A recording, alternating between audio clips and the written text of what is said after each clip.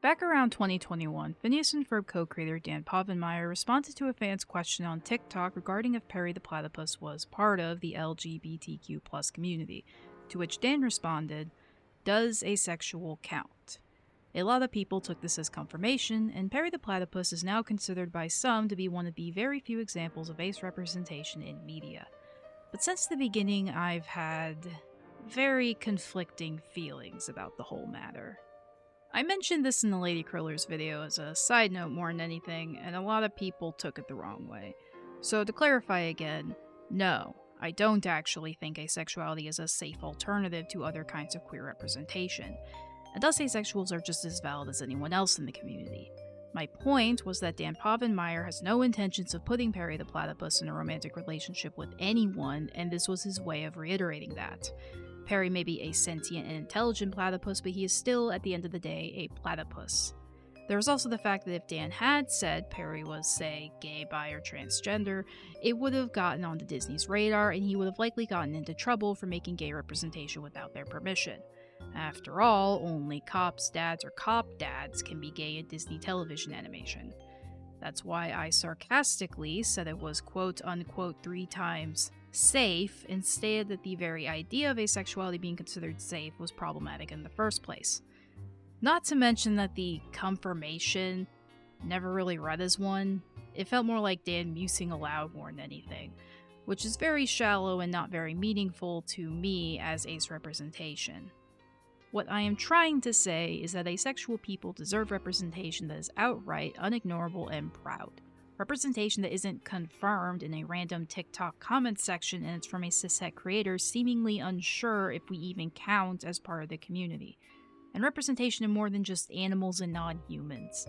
Seriously, the only 2 shows I've seen that showed and explored asexuality with their human characters are BoJack Horseman and Big Mouth. Yes, you heard me right. Big Mouth had a whole arc where an asexual teenager named Elijah discovers and accepts himself for who he is. If Big Mouth can do proper asexual representation, what's everyone else's excuse, huh? Asexual representation overall is very lacking. We have BoJack Horseman and Big Mouth with asexual characters that get their asexuality explored in interesting ways, even talking about the different kinds of asexual people out there, and that's really it. There's not a lot of asexual characters, and even fewer get to have their aceness openly talked about, and in at least one case had their asexuality outright erased. I'm looking at you, Riverdale. I know what you did to Jughead. Otherwise, characters are usually confirmed as ace outside of the show, as seen with Peridot from Steven Universe, Lilith from The Owl House, and Alistair from Hazbin Hotel, who are all secondary characters. It's also worth noting that these characters were confirmed to be aromantic as well. Aromantic representation is similarly lacking, with it usually getting paired with asexuality and a character's identity. Now, do not get me wrong, aroace representation is valid and needed. I just wish that this combination of asexuality and aromanticism wasn't the only one we ever get to see in media, especially since I feel that aromanticism and asexuality get conflated quite often, same with autism and asexuality. Now, you're probably saying, well, what about SpongeBob? Steven Hillenburg outright said he was asexual. This is true, but I do want to consider that he likely said this because of claims by conservatives that he intended for SpongeBob and Patrick to be gay because they were in some supportive non-profit's music video. Yeah. Family, people, monsters, lions, bears, dinosaurs, mice, chickens, aardvarks, all coming together. Let's sing together. That whole thing was weird. Anyway, to quote Hillenburg in 2005, "We never intended them to be gay. I consider them to be almost asexual. We're just trying to be funny, and this has got nothing to do with the show." There's also the fact that real-life sea sponges reproduce asexually, and Hillenburg insisted in the writer's room that SpongeBob should never be in a romantic relationship, as he is too innocent for that sort of thing. So, my biggest issue with the kind of ace rep we commonly see in media is that it is almost always ace-coded, not intentional. And the characters that end up with this coding usually fall into stereotypes like being not human, because sex is what makes us human after all, villains, because not wanting to have sex makes you evil apparently, or they're infantilized in some way, because you have to be immature to not want to have sex. I hate saying these things. And even with the characters that we do have that were stated to be asexual, a lot of them fall into these stereotypes in one way or another.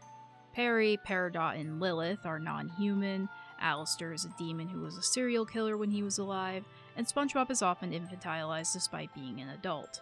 These stereotypes also end up hitting aromantic and autistic people, with how romance is hyped up as something that makes you human, and autism being seen as weird and different. And it's really conflicting, because these characters did have positive impacts on others. I know I'm scrutinizing the representation we have, but it's from wanting to understand why creators, especially cishet ones, say what they say and their thought processes while doing so, and from a desire to see better ace rep. And all this isn't to say that if you do view these characters' representation as a positive, it's incorrect to. They're still asexual and ace-coded, and I know in Steven Universe and the Owl House cases, they did try their best with the time they had left. I really do want more varied and diverse asexual representation, and it is out there, but more wouldn't hurt at all. It'd only help with awareness and normalization. But in the case of children's media, it is very difficult to talk about experiencing little to no sexual attraction for incredibly obvious reasons. So I suppose one of the better ways to do ace representation animation would be to explore it in an adult but all ages show similar to Bob's Burgers or The Simpsons, where getting into mentions of sexual attraction wouldn't be a big problem. Or maybe having a character say something along the lines of romantic stuff is fine but not anything more than that. Or a character having an ace flag somewhere. It's not exactly the most obvious kind of confirmation, but it is something intentional at least. To go back to Perry the Platypus, I just want to say he is my favorite Phineas and Ferb character. I think he's awesome, and he has a deep love for his family, which makes me very emotional at times. As much as I have my criticisms about the asexual thing, and I stand by those criticisms, I think it would be neat if Perry the Platypus was canonically asexual. I just have my doubts that Dan and Swampy have any intention of showing Perry as asexual in the show in any meaningful way that isn't just another response to Hacky Network executive notes wanting a pink platypus for girl merchandising. Like, did everyone forget that's more or less where the running gag that Perry will never have a girlfriend comes from? God, I'm old. The Dwhaxverse as a whole, for all it's good, isn't really interested in giving us this type of representation. On August 25th, 2017, Jeff Swampy Marsh responded to a fan's question on Twitter about if there were any LGBTQ+ people in Danville, and if so, who. And he said, 1, of course. 2, it's nobody's business but their own.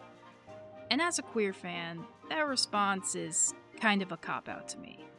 They have had, and still have, opportunities to give us on-screen representation, whether it be in the form of Buford and Baljeet, who are more than the bully and nerd stereotypes they starred in Season 1, or Dakota and Cavendish from Mile Murphy's Law, who have a bond so deep the writers even considered putting them in a romantic relationship.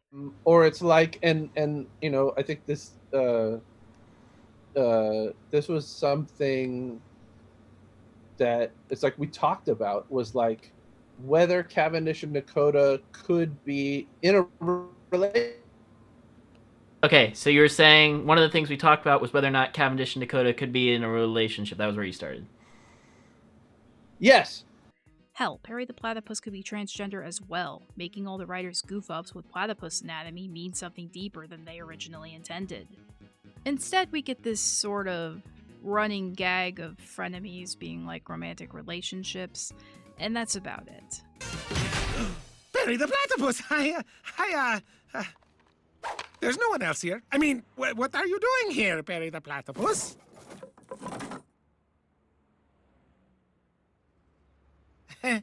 I have mice? There's a nerd-shaped hole, a bully-sized hole, a big honking hole in my heart.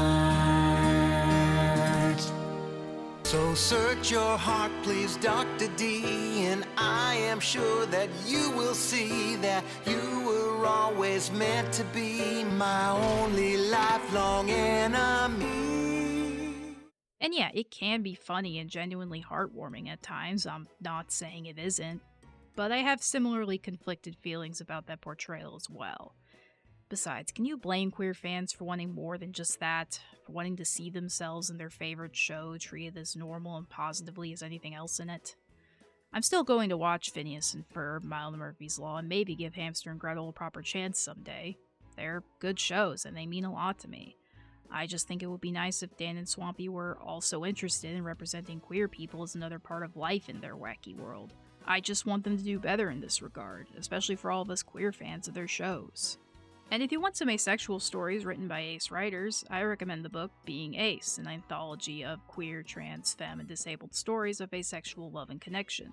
It's a collection of different short stories by asexual writers I started recently, and I really like it so far. Before I go, I do want to thank everyone for their support. I did not think that the Lady Krillers video would blow up the way it did. I just wanted to say some things about an episode I didn't like because no one else really did, and dip.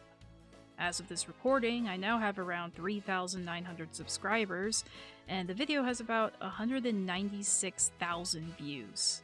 That is nuts to me. I have a few video ideas I'm working on, but I don't know when any of those will materialize into a fully formed video, so we'll see what happens. Anyway, thanks for listening. I hope you have a good day or evening. Aston out. Again.